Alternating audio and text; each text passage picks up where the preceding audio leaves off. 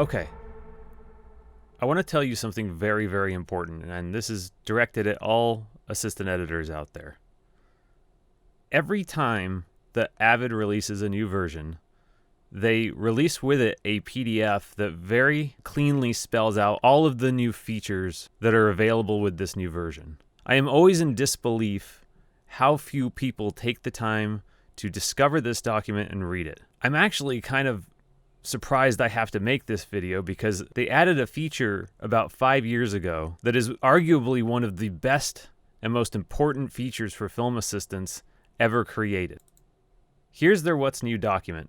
I'm looking at the last page because I want you to notice that this was created on June 29th, 2016 and was a release update for version 8.6. Let's go to the top. When I was reading this, I scrolled down and I saw something called New Select Menus. Select to the left, select to the right. Okay, select clips with same source clip color. What? I can select the clips with the same source clip color? I can do it with no source clip color, and I can do it with local clip color. This single-handedly took a 20-minute turnover and turned it into a 2-minute turnover. Let me show you how. Here's a sequence, and I've been tasked with turning it over to the music department, and I need to separate the dialogue, sound effects, and music. So I'm going to go ahead and duplicate my sequence. Just call this one DX. Open that up. Okay. We don't need any of the video tracks, so let's get those out of the way. Let's make this nice and big so you can see what I'm doing. There we go. Okay. The non-colored clips are production audio. The orange clips are ADR. The pink are temp ADR. The green and the various shades of green are sound effects, and the blue is music. So here's what you want to do. First, now that you've deleted the video tracks, duplicate this a couple more times for the other ones you're going to do, sound effects and music. Open this back up. Okay, so let's start with dialogue. I'm going to segment select some greens, grab a couple blues, right click, hit select, clips with same source color, and I'm going to pull these below the active tracks. Here's some greens that I missed because they're a slightly different hue of green. Get those out of the way too. And then we're going to delete all these extra tracks that were created.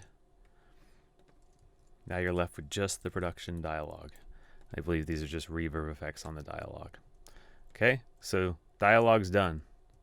Now let's go to sound effects. First, we're going to select clips with no source clip color, and that will select all our production dialogue.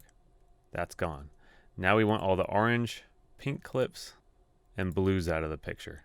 Right click, select everything with the same source color, go to the topmost track and pull it down below all the active tracks, and then delete all the extra tracks. Sound effects, that's all there's left over. Now we do the music. We need all the greens, we need all the orange clips, and the pink clips. Select all those, and then go ahead and pull them down again. Get these stragglers.